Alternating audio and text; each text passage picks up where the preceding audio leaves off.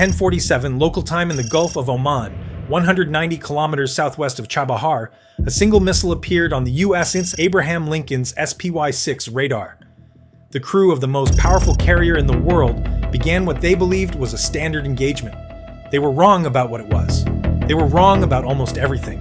Contact bearing 034, range 190 kilometers, sea skimming, speed 880 kilometers per hour, altitude 9 meters above the water surface. The Aegis combat system began building an intercept solution in under 6 seconds. One contact, clean geometry, established procedure. In the Lincoln's electronic warfare suite, Chief Petty Officer Raymond Delgado looked at the missile's guidance seeker signature on his passive sensor display and stopped moving. It took him 4 seconds to process what he was seeing. The seeker was open, not locked, not narrowed onto the Lincoln's hull signature the way every anti-ship missile seeker he had ever watched narrowed in terminal approach. Wide aperture, scanning, collecting emissions from every system in the formation simultaneously. The SPY-6 radar frequency, the Aegis fire control signal, the electronic warfare jamming frequencies, the Phalanx CIWS targeting radar, the SM-6 uplink protocol. A missile in terminal attack mode does not scan. It locks, it commits. It narrows everything it has onto the target, because in terminal attack mode, there is only one thing that matters: the hull signature directly ahead. This missile was not in terminal attack mode. In 14 years of watching guidance systems on passive sensors, Delgado had never seen a missile do what this one was doing. It was taking notes. Delgado picked up the circuit to the Combat Information Center at 10:48. The seeker on this contact is in a wide aperture collection mode. It is not targeting the ship. It is collecting our defensive emissions. I need someone to hear me right now. The Tactical Action Officer, Lieutenant Commander Grace Nakamura, had 2 SM-6 interceptors already climbing toward the contact and a fire control solution running clean. One missile, standard geometry. The engagement was running exactly as it should. She told Delgado the engagement was active and asked him to stand by. At 10:49, the first SM-6 reached its intercept point. The Rod 7 executed a 1.9 degree course correction. The interceptor detonated in empty air. The second SM-6 launched on an updated solution. The missile executed another correction, 2.3 degrees this time, and the second interceptor found nothing. Delgado watched both corrections on his passive display. He understood immediately what he was seeing. The missile had not executed those corrections to survive. It had executed them to study. Each correction was the minimum movement required to make the SM-6 miss. Not maximum evasion, minimum evasion, while keeping the seeker in wide aperture collection mode, long enough to record the complete SM-6 intercept geometry. The exact approach angle, the exact terminal phase, the exact moment of detonation relative to the missile's position. It was letting the SM-6s miss on purpose while it watched how they worked.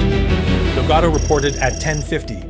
The missile had deliberately allowed both SM-6s to miss. The seeker was still in collection mode. The missile was not attacking the ship. Nakamura activated the broadband jamming suite at 10:50. The Rod 7 registered the jamming signal, logged the frequency, and continued inbound. The jamming had no effect. Delgado watched the missile log every frequency on his passive display. Every signal, every defensive action the formation took was being cataloged in real time by a guidance system specifically designed to learn. At 10:52, the Phalanx CIWS activated as the contact entered its engagement envelope. The fire control radar locked onto the Rod 7 at 3.1 nautical miles. The missile registered the radar frequency, logged it, and executed a terminal maneuver. Not to defeat the CIWS, Delgado could see this clearly on his display, but to force the gun to fire at a specific geometry while the seeker recorded its traverse rate, firing cycle, and round dispersion pattern. The Phalanx fired.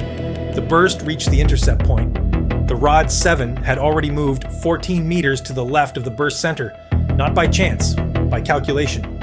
The missile flew through the formation, past the Abraham Lincoln, past the escorts, into open ocean on bearing 261. The contact disappeared from the tactical display at 10:55.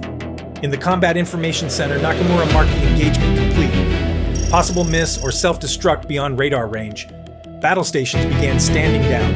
The tactical display showed nothing inbound. The crew breathed. Delgado did not breathe. He was watching bearing 261 on his passive sensors. The bearing the missile had flown, the direction it had gone when it passed through the formation. and he was thinking about everything the seeker had collected during 8 minutes and 3 seconds of wide-aperture scanning. The SM-6 intercept geometry, both approaches, both detonation points, both missed distances, the jamming frequencies, every frequency the formation's electronic warfare suite had transmitted, the Phalanx fire control radar frequency, the gun's traverse rate, the firing cycle, the round dispersion pattern, the SPY-6 radar emission profile, the Aegis fire control uplink protocol, the formation's complete electronic order of battle, collected in one pass, transmitted back to the launch platform in real time. And now, the missile knew everything. Somewhere on bearing 261, it was turning around. Delgado picked up the circuit to Nakamura at 10:56. The missile is coming back. It collected our defensive emissions on the first pass. It is going to execute a second attack using everything it just learned. It will be back on radar in approximately 60 to 90 seconds. Every intercept we attempt on the second pass will fail because the missile already knows how we intercept. I need weapons free on the launch platform. I have the position. I have had it since 10:47. Nakamura looked at her display. Empty. Nothing inbound. Battle station standing down. She told Delgado his assessment had been logged and asked him to stand by. Delgado looked at his display, at bearing 261, at the passive sensor readings telling him the RAD-7's data link was still transmitting. Still connected to its launch platform. Still receiving position updates on the Abraham Lincoln. Still active. Still coming. He started building something, not a jamming solution. The missile had already shifted away from every jamming frequency the formation had transmitted on the first pass. He could not jam what it already knew to avoid something different, something the missile had no answer for because it had not seen it yet. The RAD-7's data link, the signal connecting it to its launch platform throughout its entire flight, operated on a specific encrypted frequency, the same frequency it had used to transmit its first pass reconnaissance data, the same frequency it was now using to receive real-time position updates on the Abraham Lincoln for the second pass. Delgado had identified that frequency at 10:47 and 41 seconds, 11 seconds after the contact appeared on radar. He had been building a spoofed position signal on that frequency for the last 9 minutes, not jamming, replacing. A false transmission carrying false coordinates for the Abraham Lincoln. 600 meters to port of the carrier's actual position, formatted to pass every authentication check the missile's guidance computer would run against it. He needed one thing, for the missile to come back so he could transmit into an active data link. At 10:56 and 52 seconds, the contact reappeared on the SPY-6 radar, bearing 261, inbound, range 155 kilometers, speed 880 kilometers per hour. Coming back. And now the seeker was narrow. Now it was locked. Now it was fully committed to the Abraham Lincoln's hull signature, with a targeting solution built from 8 minutes and 3 seconds of first-pass data collection. Not scanning anymore. Not taking notes. Attacking with everything it had learned. Nakamura authorized 4 SM-6 interceptors at 10:57. The fire control solutions built in 31 seconds. And the interceptors launched from USS Thomas Hudner, the Lincoln's forward screen destroyer. The RAD-7 received the SM-6 launch data from its guidance system and executed its first evasive maneuver. Not a random correction, but the exact correction calculated from the SM-6 intercept geometry it had observed and recorded on the first pass. It knew the approach angle. It knew the terminal phase timing. It moved to the specific position the SM-6's fire control solution could not compensate for in the time available. First, SM-6, detonation 380 meters from the missile. Second, 290 meters. Third, 140 meters. Closer, but the missile had already calculated that 140 meters was outside the SM-6's fragmentation lethal radius and moved accordingly. Fourth, 61 meters.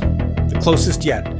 But the RAD-7 had calculated the fourth intercept geometry from the first 3 and executed a final correction that placed it 61 meters outside the burst pattern.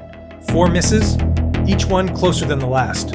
None close enough because the missile had seen how SM-6s worked and built specific answers for each one before they arrived. Nakamura activated the broadband jamming suite at 10:59. The RAD-7 was already operating on frequencies outside every band the jamming suite had transmitted on the first pass. The suite flooded frequencies the missile had abandoned 9 minutes ago. The missile registered nothing. The Phalanx activated at 1100 as the contact entered its engagement envelope at 3.1 nautical miles. The fire control radar locked on. The missile knew this radar. It had recorded the frequency, the traverse rate, and the firing cycle on the first pass. It executed the terminal maneuver it had calculated from that data, moving faster than the gun could traverse between acquisition and firing, positioning itself in the specific geometry where the round dispersion pattern could not achieve a lethal hit. The Phalanx fired. The burst reached the intercept point. The RAD-7 was 17 meters outside the lethal fragmentation radius. Not by chance. By calculation. 2 minutes and 11 seconds to impact. Every conventional defense exhausted. Every intercept failed. Not because the missile was faster or harder to track, but because it had already seen every defense once and built a specific answer to each one during 8 minutes and 3 seconds of first pass reconnaissance. The Combat Information Center was silent. Rear Admiral David Okonkwo looked at the tactical display for 4 seconds. Then he picked up the all-hands circuit. All hands, brace for impact, now. Delgado transmitted at 11:01. He did not ask for authorization. There was no time for authorization. He transmitted the spoofed position signal on the RAD-7's data link frequency, the false coordinates he had been building for 9 minutes and 4 seconds, directly into the missile's active data link connection. The transmission lasted 0.4 seconds. It carried one piece of information, the Abraham Lincoln's position, 600 meters to port of where the carrier actually was. The RAD-7 received the updated position at 11:01 and did exactly what it was designed to do. It trusted its data link. The guidance computer processed the new coordinates, calculated the course correction required to shift its impact point to the updated position, and executed at Mach 0.8 with 90 seconds to impact. 600 meters of lateral displacement required a course correction of 4.1 degrees. The missile banked hard to port, away from the Abraham Lincoln, toward the false position Delgado's spoofed signal had placed in the ocean, 600 meters off the carrier's port bow. In the Combat Information Center, Nakamura watched the contact curve away from the formation on the tactical display. She stood completely still for 3 seconds. At 11:02, the RAD-7 impacted the Gulf of Oman 600 meters off the Abraham Lincoln's port bow. The warhead detonated on the water contact. A column of white water rose 110 meters. The pressure wave hit the Lincoln's hull simultaneously with the air blast. A double impact that threw crew members off their feet in compartments 400 meters from the impact point, cracked 3 windows on the bridge, and caused a momentary power fluctuation in the forward compartments. 600 meters. Nothing touched the carrier. In the Combat Information Center, nobody spoke for 5 seconds. Then Okonkwo picked up the circuit to Delgado's position and asked him to walk through everything. Delgado looked at his passive sensor display. At the wide-aperture seeker signature, he had identified at 10:47 and 41 seconds. At the data link frequency he had been collecting since the moment the contact appeared. At the spoofed position signal he had been building for 9 minutes and 4 seconds, while 4 SM-6 missed. The jamming suite found nothing to jam, and the Phalanx fired into empty air. He explained the first pass, the reconnaissance, the data collection, the second pass using everything the missile had learned, the data link frequency, the false coordinates, the 4.1 degree course correction that had sent a warhead into 600 meters of empty ocean. Okonkwo was quiet for 4 seconds. Then, how long had he had the launch platform position? Since 10:47, Delgado told him. 24 minutes and 11 seconds of continuous triangulation. Position accurate to within 14 meters. Okonkwo picked up the strike authorization circuit. The platform's crew had not relocated after launch. Iranian mobile launcher doctrine calls for immediate relocation the moment the missile clears the rail. They had stayed to watch their missile work. They had been receiving and processing 8 minutes of first-pass reconnaissance data, and the data was too valuable to interrupt by moving. It was the last decision they made. 2 FA, 18 Fs from VFA, 2 bounty hunters released 4G BU-31 joint direct attack munitions from 28,000 feet at 11:05. Delgado's targeting coordinates refined across 24 minutes of continuous triangulation to 14-meter accuracy, loaded into each weapon's GPS guidance system at the moment of release. First bomb impacted at 11:06 and 44 seconds. The second 3 seconds later. The third and fourth found the data link transmission equipment and the targeting system that had spent months developing the RAD-7's reconnaissance-attack doctrine. The launch platform, the crew, and Iran's ability to execute another reconnaissance attack from that position ceased to exist at 11:06 and 51 seconds.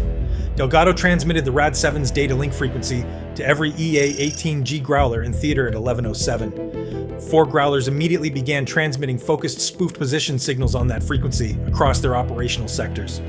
Every RAD-7 Iran had remaining, relying on the same data link architecture for second-pass position updates, was now receiving false coordinates.